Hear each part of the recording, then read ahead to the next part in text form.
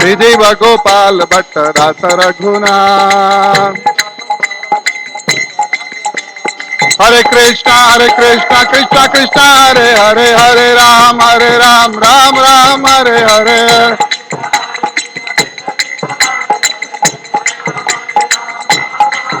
Hare Krishna, Krishna Krishna, Hare Hare, Hare Rama, Rama Rama, Hare Hare.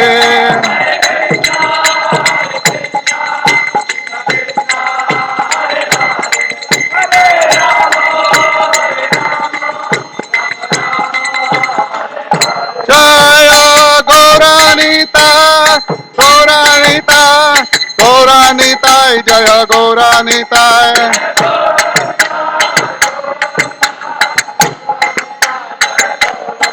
Jaya Jagannatha, Jaya Jagannatha, Baladeva, Jaya Subhadra.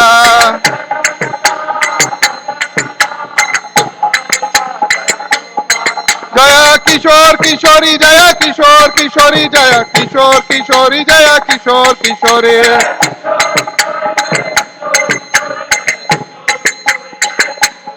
Jaya Jaya Prabhupada, Prabhupada, Prabhupada, Jaya Prabhupada.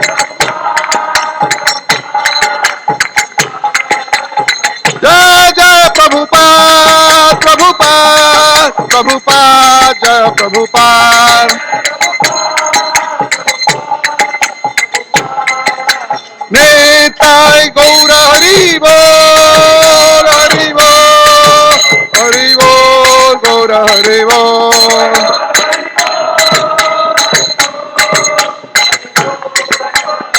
Nitai Gaura Haribo, Haribo, Haribo, Gaura Haribo.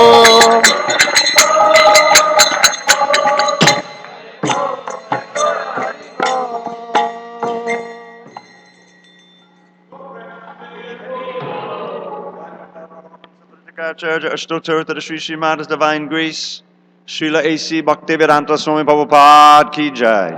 ISKCON BBT founder Acharya Srila Prabhupada ki jai. Jai Om Vishnupad Paramahansa, Purvajaka Ashtottara Sri Srimad Divine Grace, Srila Bhakti Siddhanta Saraswati Thakur ki jai. Ananta Koti Vaishnavinda ki jai. Namacharya Srila Haridas Thakur ki jai.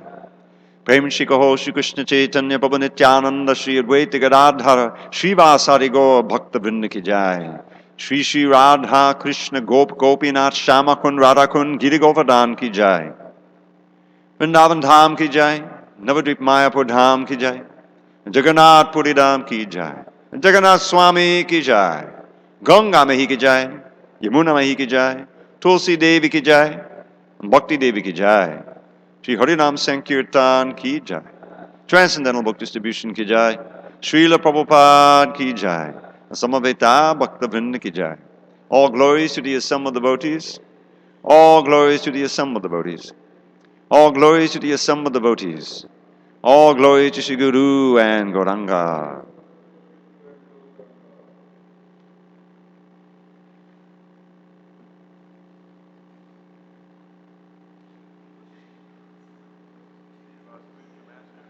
The only way to which we can attain pure devotional service. I bow down to his lotus feet with great awe and reverence, like his grace swimming across the ocean of joyous suffering, and attain the mercy of Krishna. My only wish is to have my consciousness purified by the words emanating from the lotus mouth. Action to the lotus feet, perfection to the holy desires. My dark eyes, my heart, He is my Lord.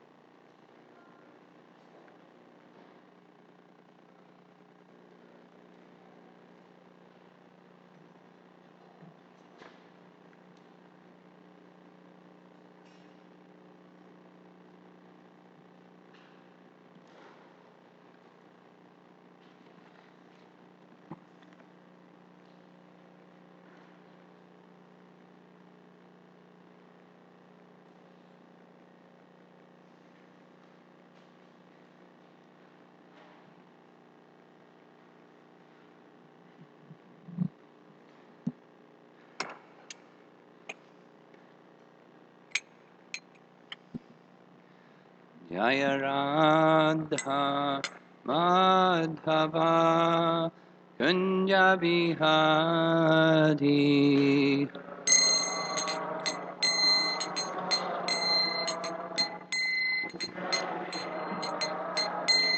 Jaya Radha Madhava Kunja Bihari.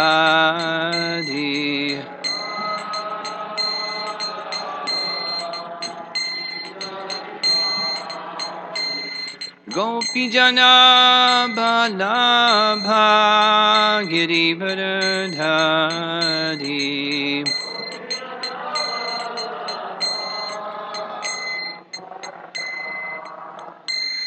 Gopi Jana Balabha Girivardhari.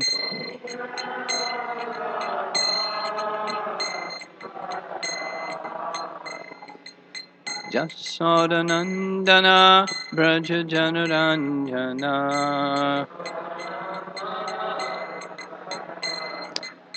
Jasodanandana Braja Janaranjana. Jamuna Tiravanachari. Jamuna Tiravanachari. Jaya Radha Madhava Kunja Bihari.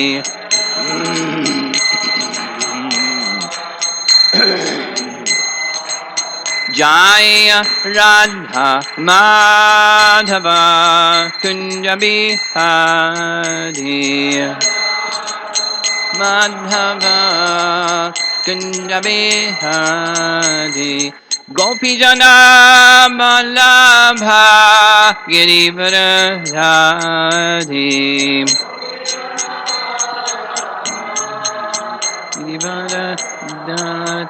Gopi Jana Vallabha Girivardhari. Girivardhari. Jasodanandana Braja Janaranjana. Jasodanandana Braja Janaranjana. Jamuna Tiravanachari. Jamuna Tiravanachari. Jaya Radha Madhava Kunja Bihari.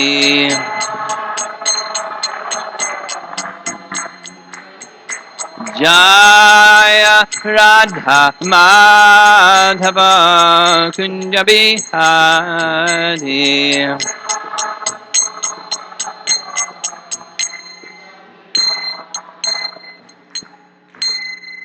Jaya Vishnupad Paramahamsa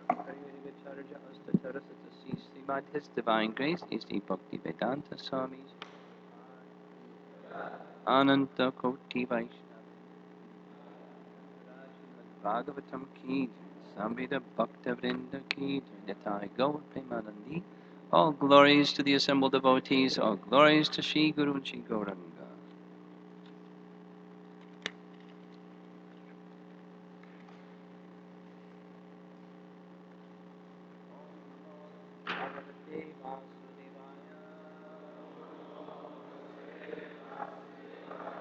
Om Namo Bhagavate Vasudevaya. Om Namo Bhagavate Vasudevaya.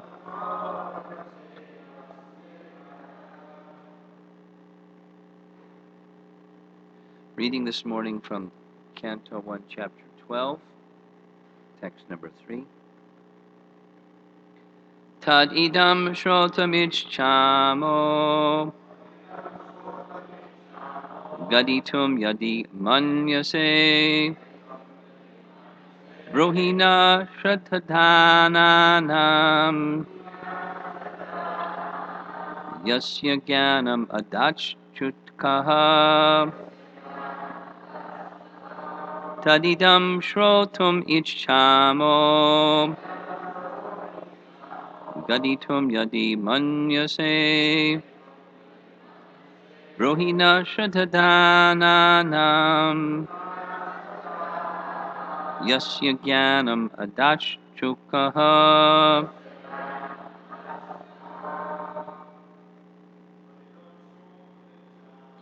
Tadidam Shrotam Ichchamo.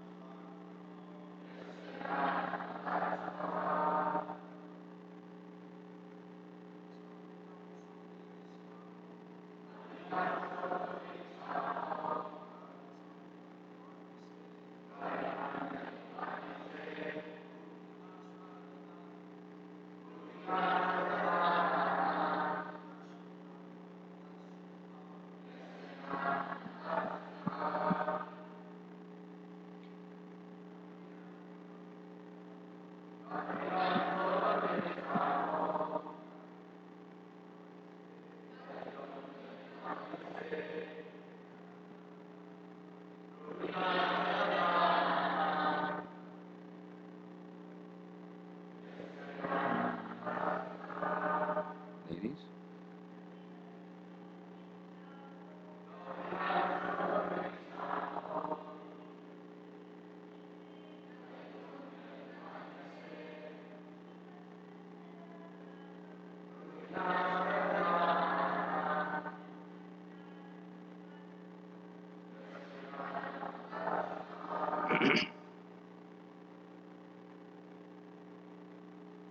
Tadidam Shrotam Ichchamo.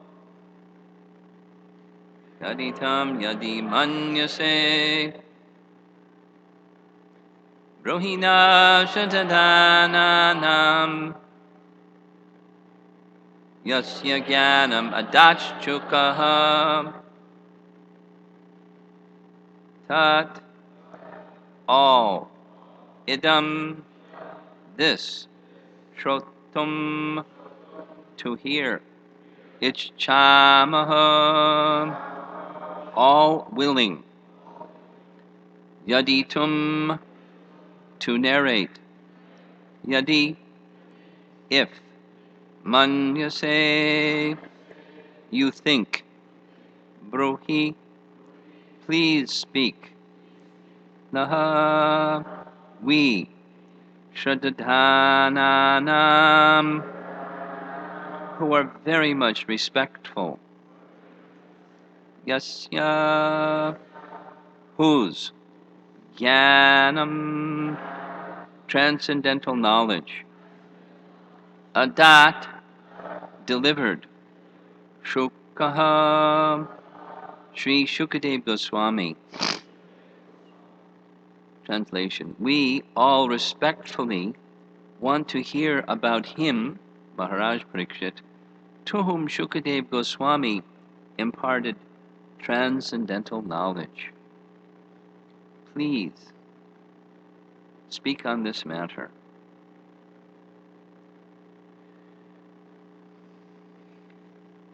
So this is the sages of Naimisharanya speaking to Sutta, requesting more. Purport. Shukadev Goswami imparted transcendental knowledge to Maharaj Parikshit during the remaining 7 days of his life, and Maharaj Parikshit heard him properly, just like an ardent student.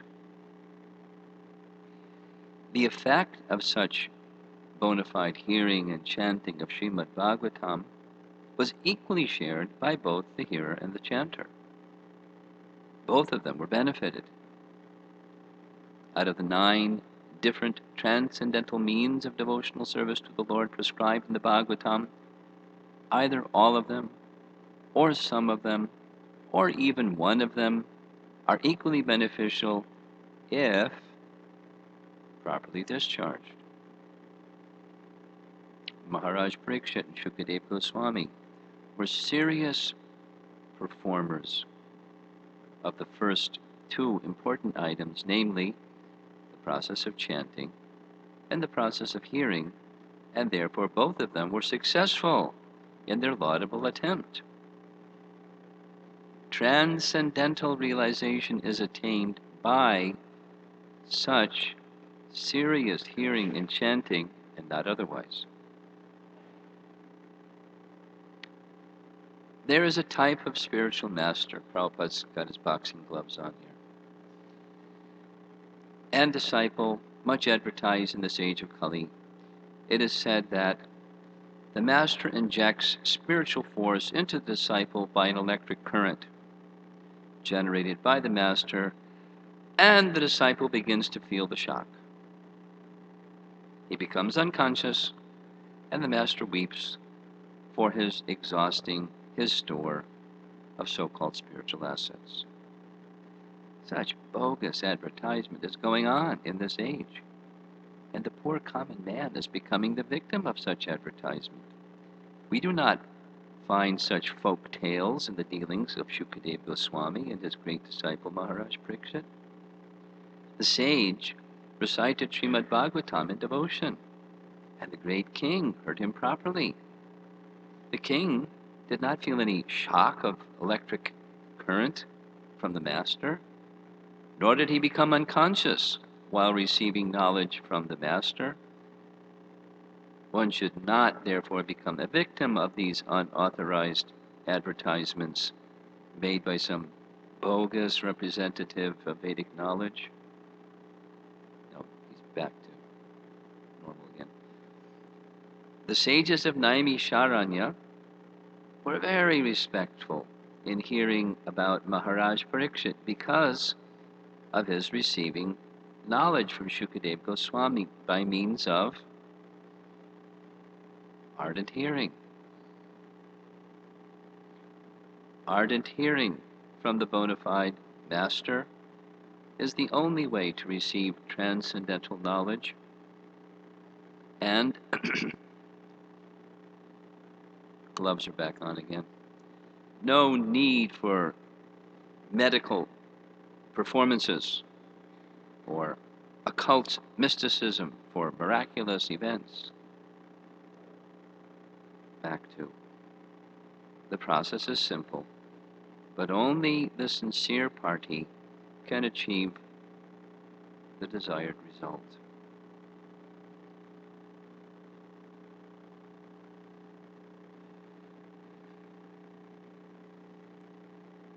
I chose as a topic for this morning this is one of the two, ardent hearing and humility, and how they are not only, they're helpful, they're essential in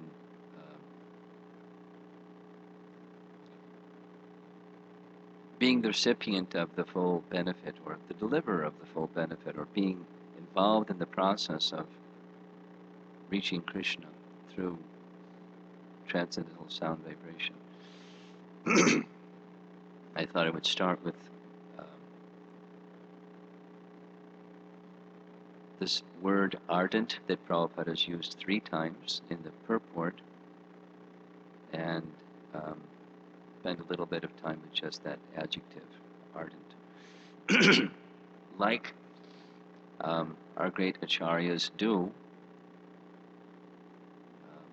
Prabhupada was very particular about language, although English wasn't his first language, and he acknowledged it wasn't his first language.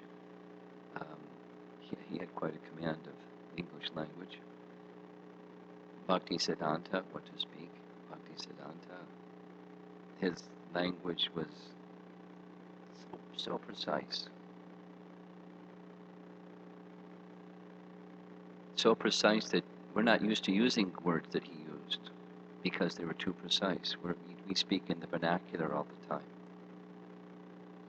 I mean, listen to a little commentary here. Listen to people's conversation, and there are idioms and vernacular and things that you hear listen to the words that are being spoken.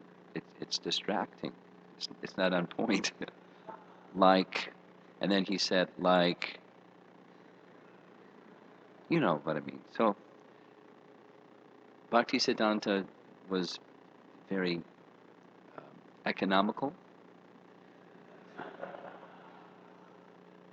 and precise, and he knew what he wanted to say, and he said it. There's just, again, some appreciation. I'm still reverberating from that thinking, meditating on what he did. I mean, what capacity of control of the mind must he have had? How powerful was his mind? 3 times 64 rounds a day for 9 years. For 9 years, every day without fail. How strong was his mind? I mean, how transcendental? Like.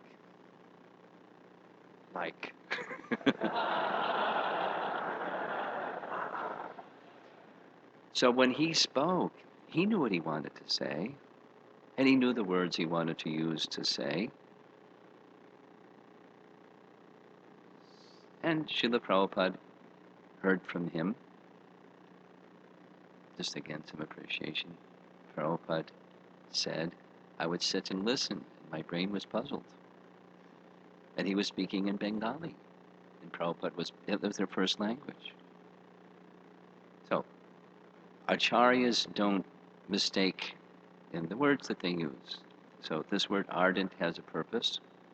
So I looked it up in the dictionary. Here's some dictionary meanings. Wholeheartedness. Intense. Highly enthusiastic. Ardent. You know, the example that they give is a baseball fan. You know, that's ardentness in this world. Or it's a sports fan, or I don't want to go too far afield. In New York, we've taken part in the India Independence Day Parade, and the organizers, they know how to get a crowd. They invite some Bollywood stars. I won't go into it. They draw a crowd. They have ardent followers. Oh, my experience is being in the park at the end of the parade, I like to make sure that the book table and the prasadam and all that is ready. And then when the review stand, when the Bollywood people pass on the float by the review stand, you hear this. That means, you know, they're coming down because they're like in the middle, because they're like the important people. It has nothing to do with Indian independence. It has only to do with getting people to come to the event. And then they get off their float and they go to the stage, and everybody leaves the books and the prasadam. They just go run to the stage to see the Bollywood folks. And when they get off the stage, the event's over. So, as Krishna says in Bhagavad Gita, everyone's worshiping someone, and if they don't want to worship Krishna, they're going to worship someone. And there's, according to the modes of nature, one will worship. So this is, anyway, ardent.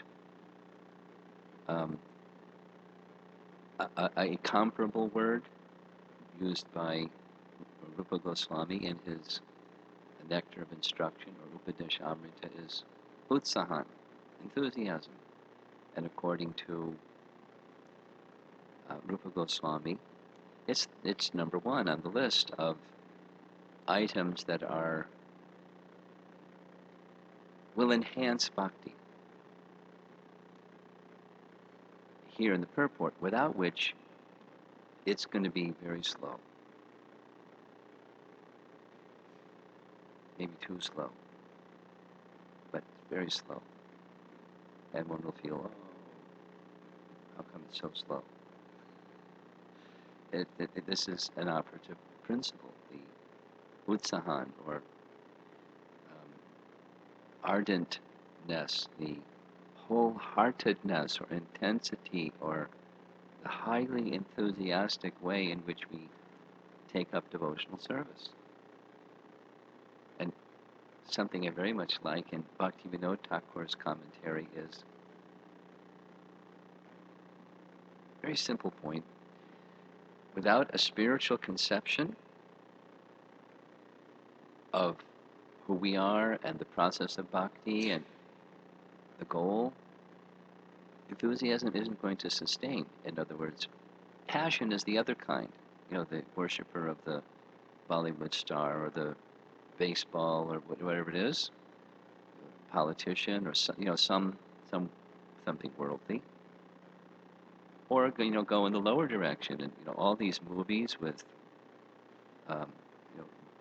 vampires and witches and all that stuff. That's like really.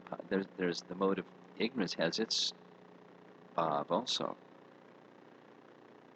Tamagun bhav, and they flock and they dress themselves and they etc. etc. Worshippers of hobgoblins and ghosts and vampires and witches and witchcraft. It has its own subculture in America. And not only in America, it's the mode of nature is all over the world. So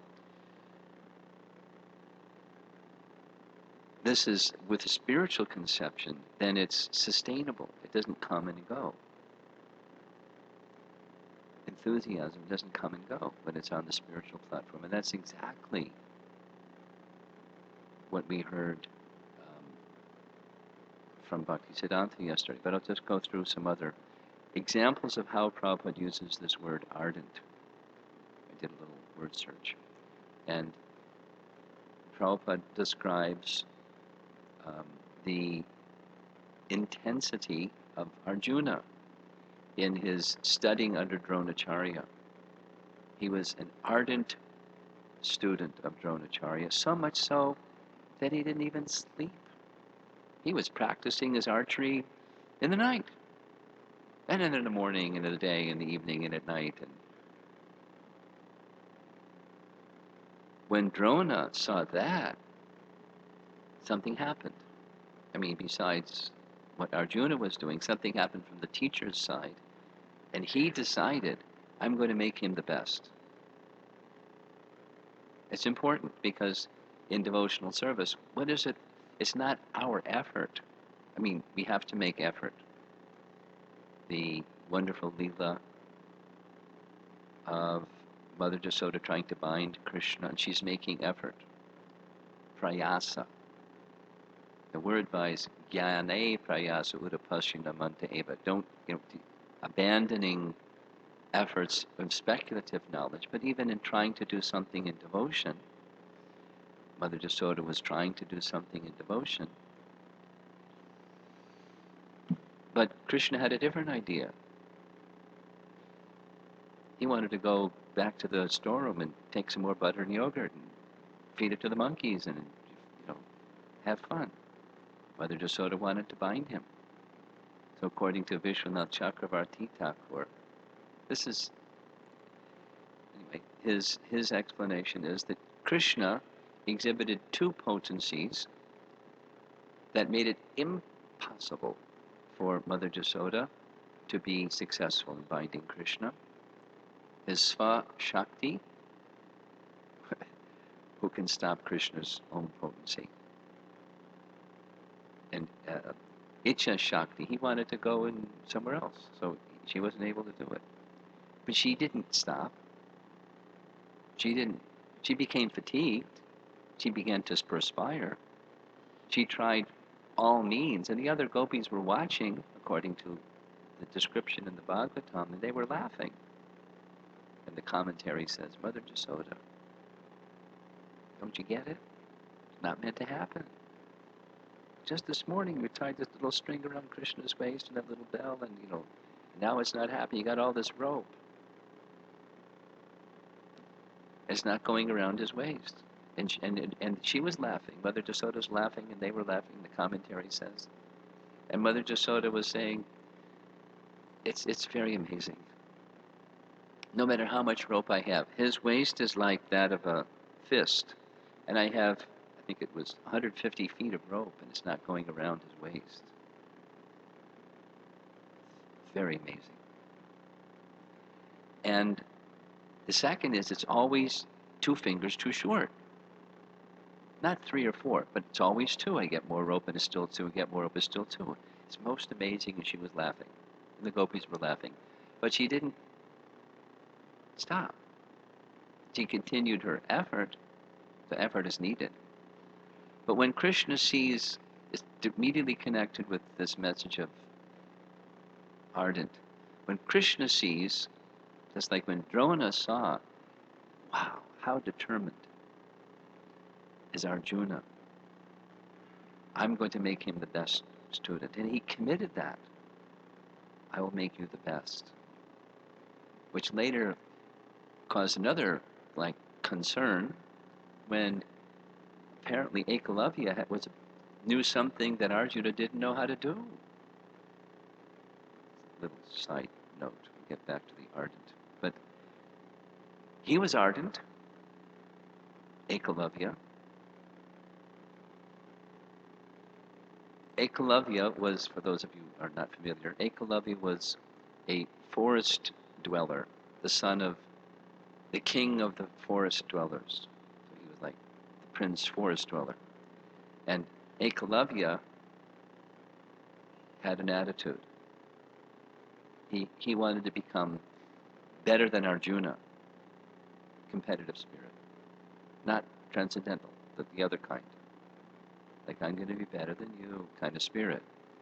So he approached Drona and asked Drona to accept him as a student, and he said no.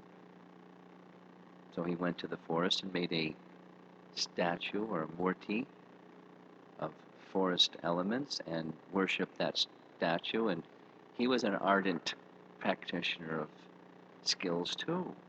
And he became very skilled. He was day and night also ardent. And when Arjuna and the Pandavas saw a skill, a dog that had 7 arrows pierced through his mouth so he couldn't even bark. Wow. Besides, that's vicious. Arjuna went back to Drona and said, I thought you said I would be the best student. I don't know how to do this one. And Drona said, well, what do you mean this one? He explained, and Ekalavya did it. What? Let's go find Ekalavya. And ask Ekalavya, you're my student? Then I have the right to ask for Guru Dakshin? Yes? Oh yes, whatever you want. I'd like your right thumb, please. Without hesitation, he cut off his right thumb and gave it to Drona. Thank you very much, see you later. Because without the thumb, you can't do the archery program.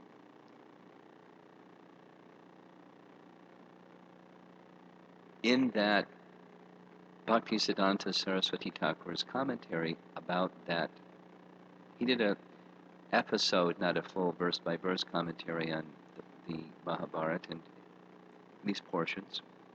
And his commentary says, many people think, oh, what a wonderful disciple. He was so surrendered to his spiritual master that when he was asked to give his thumb, he gave his thumb. What a wonderful person. Bhaktisiddhanta said that's a wrong understanding. Because had he been so submissive to his spiritual master, he wouldn't have done what he did in the first place. He wasn't submissive. He was competitive against Arjuna. And after all that happened, I'm still searching for the details. It's apparently in one part of the Mahabharata, because Bhaktisiddhanta Saraswati Thakur references it in his Harmondist article, that Krishna ended up killing Ekalavya, the details of which I'm still trying to find. So, Arjuna was an ardent student of Drona. When Drona saw that, so it wasn't just he practiced a lot, he was submissive to Drona. Ekalavya was an ardent practitioner who wasn't, although it apparently he was. It was cosmetically one thing and inside something else. He was rotten inside, as far as motive is concerned. So we have to be like, little cautious about what motives are. However, like Dhruva, his motive wasn't so good. His was a get back mentality. I'm going to get back at my mother, my stepmother, Suruchi. I'm going to not only get my father's kingdom better than my father's father's kingdom, I'm going to get Vishnu's blessing, which he obtained through the mercy of Narada. But his submission went genuinely to Vishnu, and thus, and with submission and great feelings of gratitude to Narada, he overcame that misdirected motivation. He became a unmotivated for material gain or profit motivation as he progressed by the mercy of Narada Muni, because of his submission to Narada Muni, genuine submission, and Narada gave his mercy. No small thing. There's another place in the Bhagavatam where Prabhupada uses this word ardent a few times. And for those of you that got your little pads, your notebook pads, or whatever you call them, tablets, you call those things. Canto 3, Chapter 14, Text 41. This is a description of Kasyapa speaking to Diti. And it's after her pregnancy before the birth of the twin demons that will appear. And Kasyapa speaks very bluntly about the inauspiciousness of the circumstance and the motivation for Diti's pregnancy. And commensurately, there will be an inauspicious result from inauspicious motivation and circumstances. And as a result, you will give birth to two sons, twins, who will kill poor, faultless living entities.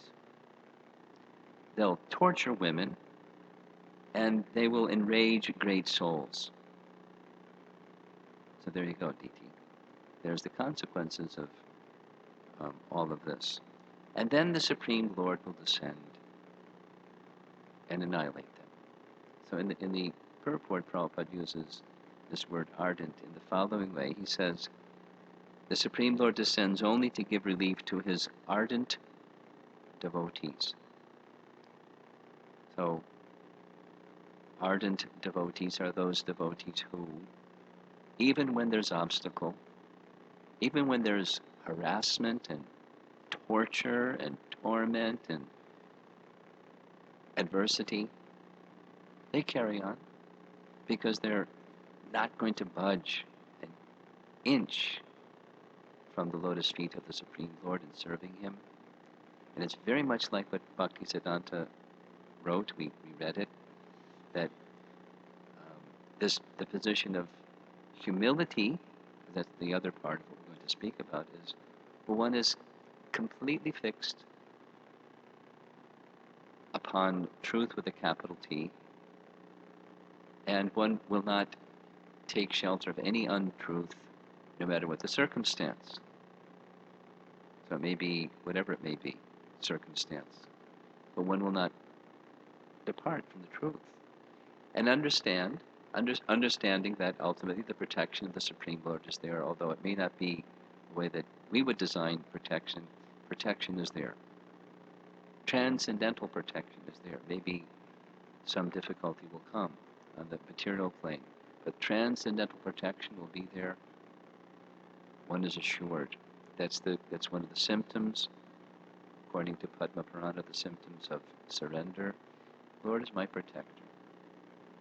Rakshikshititi Vishvaso. He's my protector, and I don't have any other protector. Krishna is my protector. So that's a symptom of the ardent devotee. Now this is specifically now ardent hearing. So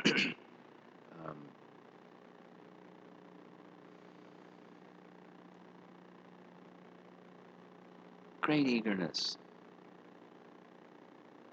Shukadev Goswami is speaking to Maharaj Parikshit, was also an ardent hearer.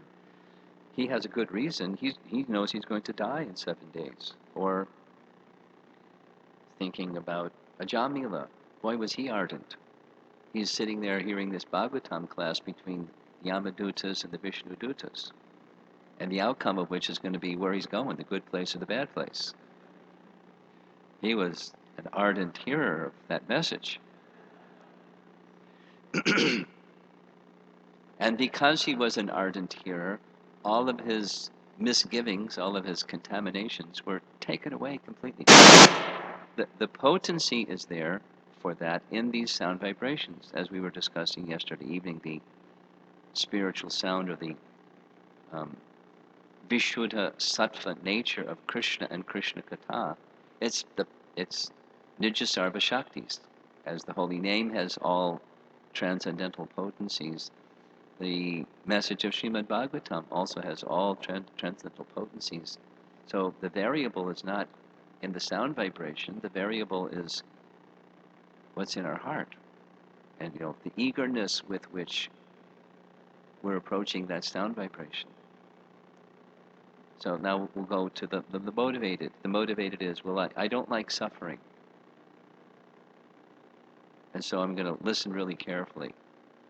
And then what happens when the suffering subsides?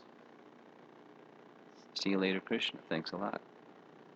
Like a fair weather friend. You know that phrase, fair weather friend. When I have a need, oh, you're my friend, and the need is over. See you later. Not like that. Neither for achieving something, jnana karma dhanavratam, neither for achieving something temporary, nor even for achieving liberation. Then what? Just being in one's relationship with the Supreme Lord. Striving, even in our stage, striving for regaining our forgotten, loving relationship with Krishna. And we're not there, but we know that that's the message of our acharyas, the message of Lord Chaitanya, the gift of Lord Chaitanya, and the eagerness with which, the ardentness, the utsahan, enthusiasm with which we take up the process of hearing and chanting is going to determine, as Prabhupada is writing here in the purport, the receiving of transcendental knowledge and not otherwise. Then another similar word is tivra. We have these, ardent, utsahan, and then tivra, which has a very, the exact meaning is different, but the force of it is the same. When, in fact, Prabhupada, that famous verse, very important verse, from the Bhagavatam, 2nd canto, akama sarvakamo va mokshakama udaradi tivrena bhakti yogena yajeta purusham param. The indication is that one should, regardless of one's motivation, I want liberation, or I want all material things, or I don't want either of them, whatever one's position. Tivra bhakti, devotional service should be engaged in. The synonyms, Prabhupada writes, with great force. And in the verse, it's by all means. Like, priority number one, and anything else connects to that priority number one, and just engage it for that one thing. What's that? Powerful, great determination, unflinching determination. It's compared in several places in Prabhupada's writings to the rays of the sun that are unmixed. Those of you that are familiar with Vishwanath Chakravarti Thakur's description of anartas and the anarta nivritti process, anartas are like clouds in the sky when the rays of the sun are blocked by the clouds of the sky, and so the full force of the unmixed rays of the sun, the tivra rays of the sun, are not experienced. Instead, they're blocked. One of the words is obfuscated. They're in between us and Krishna. There's some filter. So we don't get the fullness of Krishna's mercy. But when from our side, just like Arjuna and his ardent following of the teachings of Drona moved. The mercy of Drona came, just like Mother Jasoda trying to bind Krishna. When she was unable to, but Krishna saw the ardent desire out of love to bind Krishna, he withdrew those two potencies that were stopping her, and instead he exhibited his mercy, Kripa Shakti. This is Vishwanath Chakravarti Thakur's commentary. In fact, it specifically says, because his Kripa Shakti overwhelmed those other potencies, they were withdrawn. When Krishna shows his mercy, it's that's topmost. It surpasses and overcomes anything else. If you get Krishna's mercy, you're in. Spiritual world. And Krishna is merciful. When we hear Krishna Katha, Krishna is there and Krishna's mercy is there. So again, the operative principle is what's going on our side.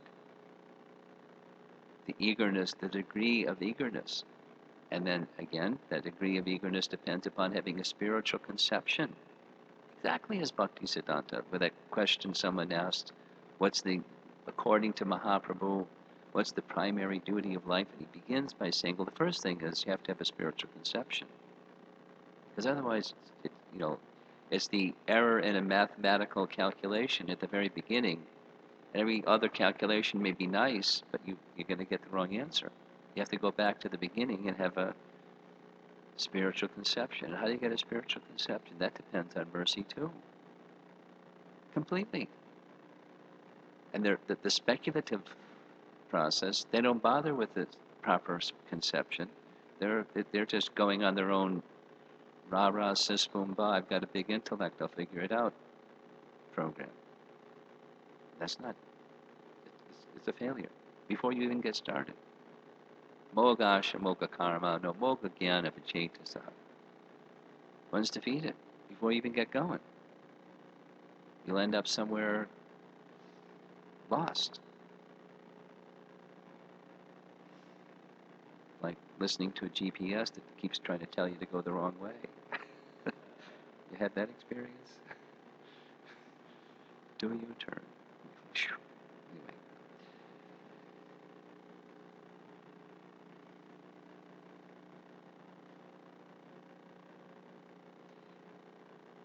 And then the other part, humility. So, humility, similarly, humility isn't the material kind, the turn the other cheek kind.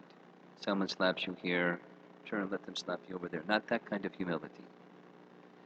Humility is dependent upon a spiritual conception.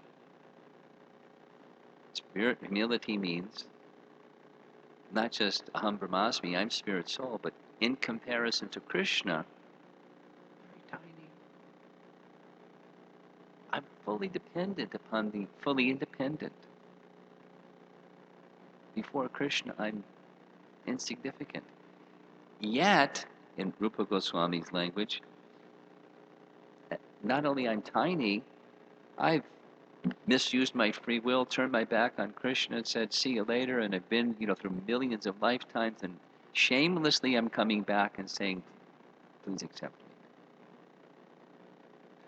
Humility, with a spiritual conception. Depending fully upon humility invites enthusiasm. It's really nice. Like, enthusiasm for what? Enthusiasm for Krishna's mercy. Because I need Krishna's mercy. Boy, do we need Krishna's mercy. And who's going to think like that without having a spiritual conception of humility? The answer is they're not. It's going to be of their own strength. And we do this again and again and again and again. We get a nice idea and get real enthusiastic, and we run off and forget the spiritual conception. We try to go and do it. You know what I'm speaking about? One of the questions, like, the top 10 questions in the Swami circuit. Why is it that we, our enthusiasm fizzles? And we get this inspiration, and zoom off we go, and then it disappears. What happened? Because we forget the position of humility, the person from whom we receive the message itself, and the source of all of that, Krishna. We go off in the doership mode. The enthusiasm dissipates. False ego chops us to pieces because it wasn't based on a spiritual conception that we stayed with, and the sense of gratitude that comes from one who knows with spiritual humility, I'm dependent. And but if you stay with that position in the enthusiastic, feeling oneself insignificant, dependent position, spiritual strength continues and it doesn't dissipate. So the problem is not over there, the problem is over here. And that's where ardent hearing comes in. It can cleanse all of that.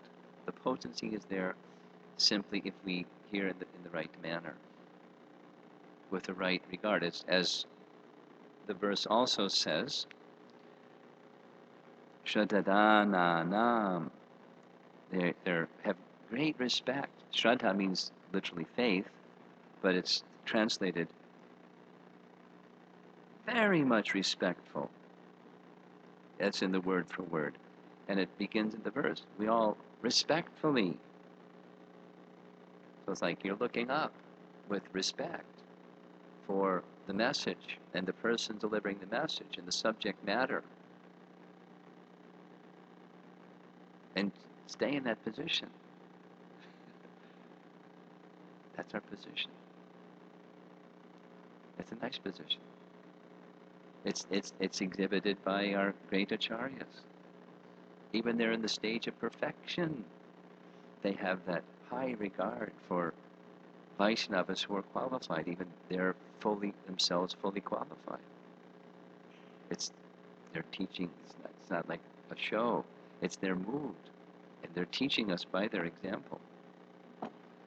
Then we can have the full effect intended from the process of hearing and chanting and remembering.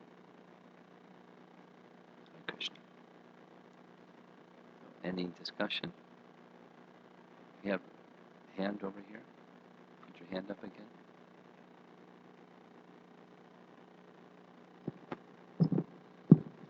Hare Krishna. Maharaj, I was wondering if you can speak a little bit more about the mood with which we should engage in the process of hearing. That's what I've been doing, I thought. Well, I mean, like, from the perspective you've mentioned an example like Ajamila and Parikshit Maharaj had obviously a very clear and present reason to... Well, there was circumstantial. So we can just wait till we know we're going to die and then get serious. But we don't know when. It could be in a moment. So it's the first class intelligent, you know this one, first class intelligent just by hearing, one can understand. Second class intelligent is one hears, one doesn't understand, but one sees in others hardship and difficulty and suffering, and then one can understand. And then third class is one hears, doesn't understand. One sees in others, one doesn't understand. One suffers, and then one understands. The fourth class is all those things happen, one still doesn't understand.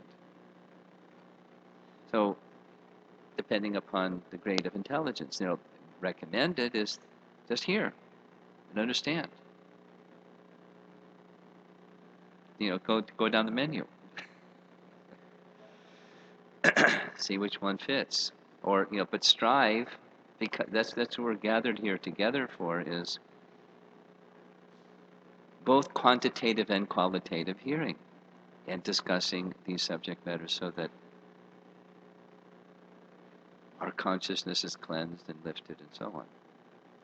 As Jai Jagannath was pointing out yesterday, quantitative as well as qualitative. So it's like, you take a coal and put them all together in one place. What's going to happen? It's fire. It'll ignite. So that's what we're doing. We're coming together, and then we're going to disperse. So then this question: how do I not let the intensity go away? So it has to do with what you gain when you're together, hearing and chanting. Let it go in the heart, grinanti. Let it enter into the heart, and then continue in that process. That's another thing that Bhaktisiddhanta answered. What about when you're not near where there's Harikatha? What do? Well, we have all kinds of things, complements of media or technology. We can hear remotely. There's probably some number of people that are online watching right now from some other place. And even it's sometime later, then you can hear, and then you can hear again and hear again, and then there's ways where there's a desire. So the little light has to go on. We can take association, but then that association which we receive that makes the light brighter, that makes the little spark a flame, we have to continue fanning the spark and the flame, giving it oxygen, continue the process of hearing and chanting as is suitable for our lifestyle. We have different requirements because of our lifestyle. Make that a priority and it'll happen. Krishna moves circumstances when there's a desire. We all have that experience. And then when that desire fades, some other circumstances come and it gets complex. And then we just don't have time for the hearing and chanting because it got complex. It had the step before that was our attention went somewhere else. We became complacent. So it's the desire. And find the means. If the desire is there, we'll find the means for that sound vibration to continue and act upon it. Small thing, application. So come to the first class intelligence. Yes, Ravi. Well, there it is. Excuse me. Hare Krishna. Hare Krishna. Will I have permission just to make a comment on this, the words, because you focused on these words. Ardent, and I have my little device here. Not only do you have your device, you have your years and years and years of word crafting. But I'm a word man.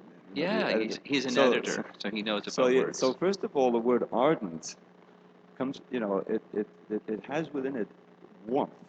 The root of it is the ardor, which is the noun, and it you go back to the French and the Latin and everything, and the fire is there. That's something. So there's this fire of devotional service, and the same thing is there with tivra, which is often used for the rays of the sun, intensity of heat. And so I was thinking of that while I was thinking that how to maintain the ardent hearing. In other words, I've got it, but then I lose it. Like this is a problem. How to sustain that. And it just reminded me of how, we're trying to light the fire, get fired up in devotional service, but we're pouring water on it. In other words, the water is when we're not strict about giving up the sense gratification diverting our mind, then that weakens the ardor for not only hearing but every aspect of devotional service. Is that interesting? What's the noun ardor? Ardor. And literally that means fire. No, it means intense Passion. desire. Ardent is the adjective. Ardent hearing, but ardor is the quality of being ardent, being very attracted and with feeling, doing anything, a great deal of feeling. Wholehearted. A fervent, intense, zealous. These are like synonyms. Ardent. He hit his word crafting button. Good. Sabal. In Spanish, Guru Maharaj, when you say something is on fire, you say ardiendo, which is, comes with the Latin word, what he's saying. So it's interesting And what's the Latin word? there. I don't know the Latin word, but Spanish, Spanish, Okay, I got French, the they all Spanish. derived directly from Latin. Okay. So ardiendo means, to be in fire. Go ahead, Chaitanya.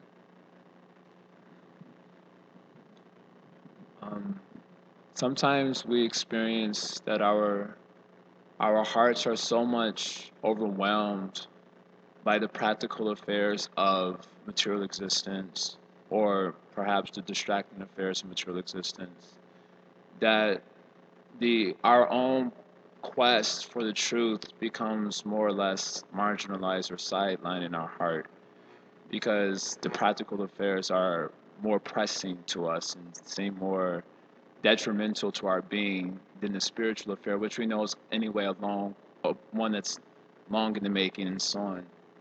So after talking, my question yesterday, and I talked to a few devotees because of my question, it came up in the Prasadam hall and so on. And it seemed to me that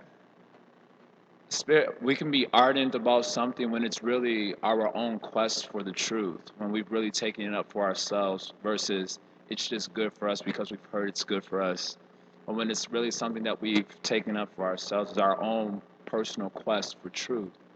But in the practical affairs of existence, my heart's so overwhelmed by these affairs that it kind of takes away from my inquisitiveness for the actual truth in a very substantial way. It's just like we come to the programs because we know it's good for us. We've heard it's good for us. We have a little bit of conventional faith that it is. But our own quest for it is actually not at all really pronounced in our heart. So I'm kind of wondering, how do we go from being overwhelmed in our hearts by these affairs to something that is actually our own personal quest for the absolute truth? Like 5 things.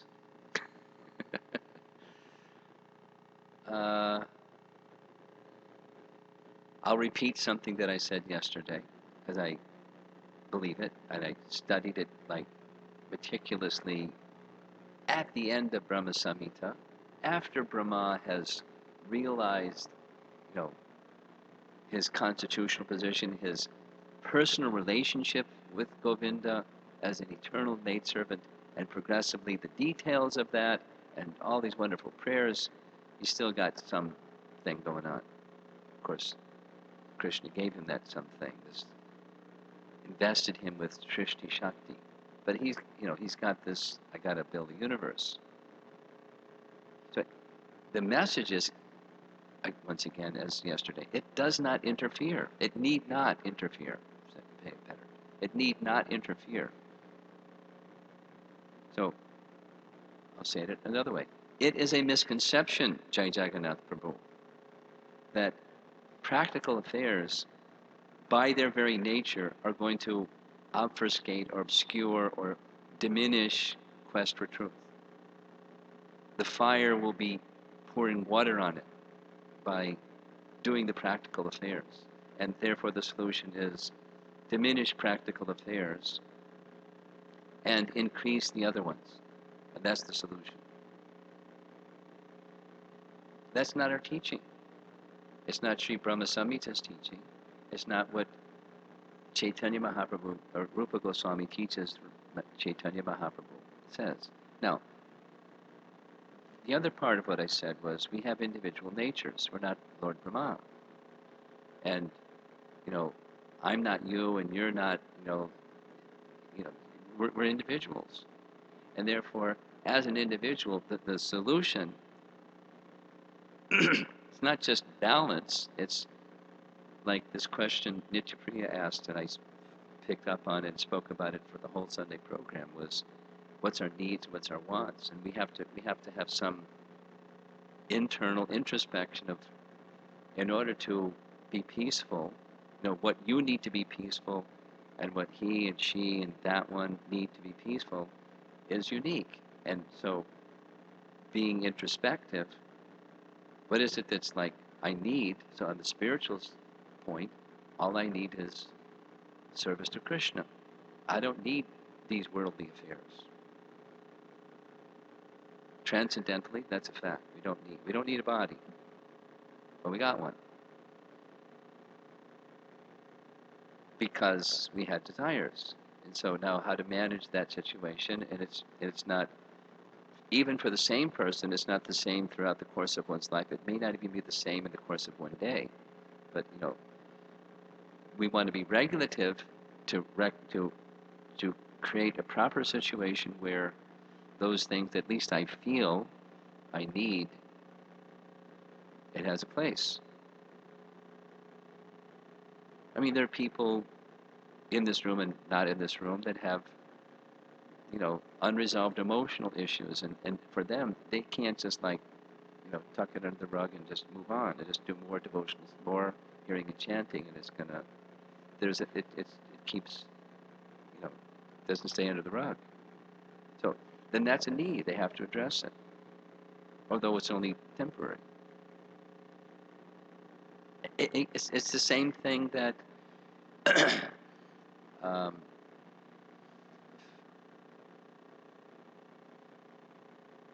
that Prahlad Maharaj says that this human form of life is rarely achieved, and although it's only temporary, it can be utilized. It's material. So utilization, the key principle is in those verses, the last 5 verses of Brahma Samhita, is in service to Krishna, subordinating a desire, an attraction for worldly things, submit that to do that for Krishna only. And we want to, we're nirvriti practitioners. We want to minimize that. And it will be minimized to the degree that the fire of devotion is lit. And to the degree that the fire of devotion is lit, like your question is specifically, how do we own that fire? Not like circumstance creates it, circumstance changes, the fire goes out. How would I own that quest for truth? But by association and following the process of Krishna consciousness, hearing and chanting carefully, avoiding offenses, following strictly, and the fire will grow. And then when we, to the degree that proportionate to that fire, the worldly things are not distractions. Look at Chaitanya Mahaprabhu's example. As if, just like mechanically he would perform those things. Or those of us, unlike yourself, that, let's say specifically myself, that have a management role. My goodness, it takes up a lot of my time, and I could do more hearing and chanting. So maybe I should just not do that. I've thought about that a lot. And certainly the time will come, but at least, in service to, if the mood is right, it's service to the Vaishnavas. And what enables me to do it, continuing in that mood and not just, it's duty, or it's resentfully, or, what to speak of all the grief that people throw at you because you didn't do it the way they would want you to do it, or something like that, etc. It's something like what Bhaktisiddhanta did. after that 9 years of 3 times 64 rounds every day, he was he demonstrated to the world he was qualified, like the Goswamis were qualified, beyond Varna and Ashram. What did he do? He placed himself within Varnashram system by accepting sannyas and took on grief. But why did he do that? Or why did Prabhupada do what he did? Not because he was like a business-minded person or something. One of his godbrothers said he was good because he was good at business. That's how he spread Krishna consciousness. Yasoda Nandana. But, you know, Yasoda Nandana. Yasomati Nandana shared this with me when he heard a particular godbrother Prabhupada say that, he blasted him. He said, "You don't even read Chaitanya Charitamrita. Don't you know it's only by Krishna Shakti that one can spread Krishna consciousness? You're a nonsense." He let him have it. Walked out. So it's by Krishna Shakti, then it's not a distraction. And seamlessly, Prabhupada demonstrated, purposefully he demonstrated, he could seamlessly move from one to the other. Just as Krishna did, dealing with the demons or the rascal personalities we just discussed it. Going from the intimacy of love of exchange with Mother Jasoda, and now he's bound by the rope. There's verses that are commentary that describes. Krishna just started dragging the mortar around. He was enjoying playing because there were other boys with him, and they were laughing. And he said, "Why don't you go steal some butter, bring some." So he was just like continuing with them like a small boy. And then he saw the twin Arjuna trees and he went into this other. My devotee Narada made a promise. I have to uphold his promise. Seamlessly he moved from what looked like worldly, but it's connected to his devotee. So same for us. The connection to Chaitanya Mahaprabhu and his mission and our founder Acharya, and we love them and we want to be instruments for them. That's all. Then it's not this distraction. It's Hari Seva that comes from Hari Katha, that comes from Krishna Nam. There's a seamless connection. If we're strong, if the fire, I'm saying that's what happens when the fire of devotion to Krishna is strong. Your question specifically was, how does that fire become our own and not obligatory duties? So that comes from the right kind of association. Taking that right kind of association, taking it internally. And there are different ways by which we can take it. There's a whole variety of ways where transcendental knowledge can be imparted. Divya Gyan enters, it awakens. In the case of the sages of Naimisharanya, it's hearing from Sutta. In the case of Maharaj Parikshit, it's hearing from Shukadeva, just from hearing, from Shukadeva Goswami. And well, that was them, there's this argument that says that was them. Prabhupada addresses this. Oh, I'm unfortunate, because I'll never get to hear Krishna speak Bhagavad Gita like Arjuna did. And so I guess I have to hang out in the material world some more. No! Because one who hears one speaking those words, Krishna is speaking. You've heard me go off on this one. Because Prabhupada spoke on it.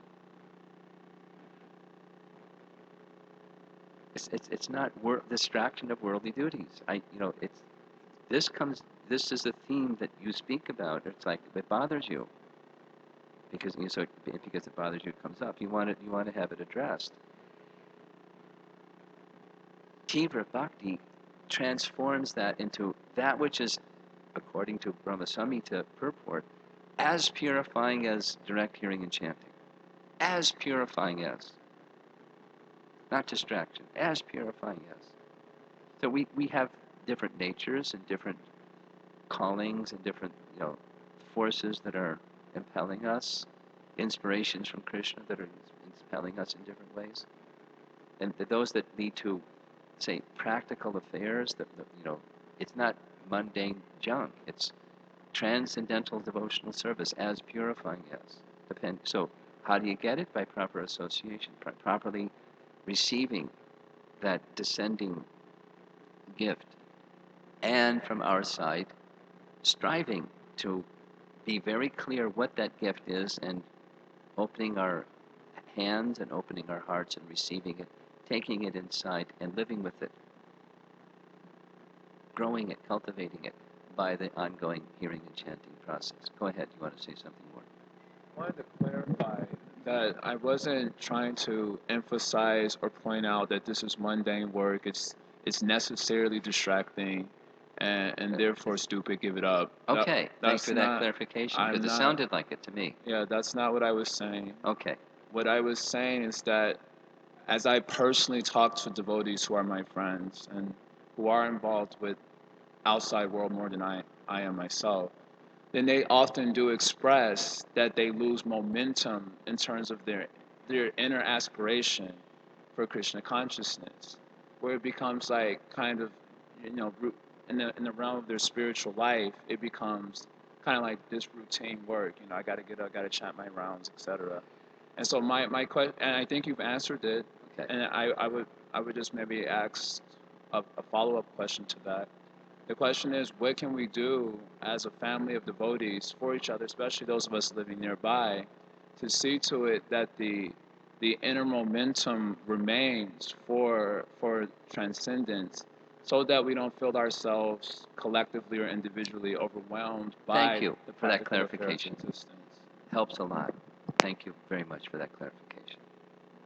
Now I understand better where the question was coming from. So, this reminds me of something that you shared with me over a year ago, where you were sharing with me, how can we, those who live in the temple, be more integrated and be an inspiration for, or an asset for, our congregation that don't live in the temple? And that wasn't exactly the words you used, but that's like, something in that direction. And it's one of the services that those who are renounced and don't have those same sets of worldly distractions of going to the office and kids crying and all that stuff. We don't have that. We have, by our own choice, a lifestyle that suits us, and we can then be of service to them, just as you described. You're that spark fanner, that by your example, and my example and Dravita's example, and the temple resident devotees are not like, oh, I can't relate to Jai Jagannath because he has a different lifestyle than I do. Rather, he's a spark fanner. Let me go get his association so I can stay in that fire can stay lit. So when we do things where we're giving that sound vibration, as Bhaktisiddhanta was describing the readings, he understood clearly what the purpose was. And then it's up to people to receive it according to their, whether receivers are on or off. And besides whining and complaining, take the message and take it to heart and stay in the fire by that association, and by the fire that those who are brahmacharis and sannyasis and whose lives are simplified in terms of those, the amount of worldly dealings that we have, we can be a resource for them as in a service to Lord Chaitanya's mission.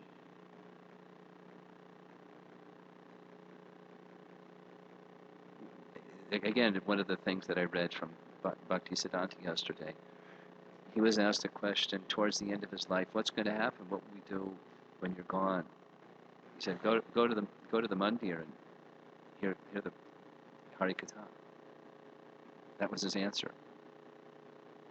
So we're the mandir folks, and we're here to serve all of the non-mandir folks.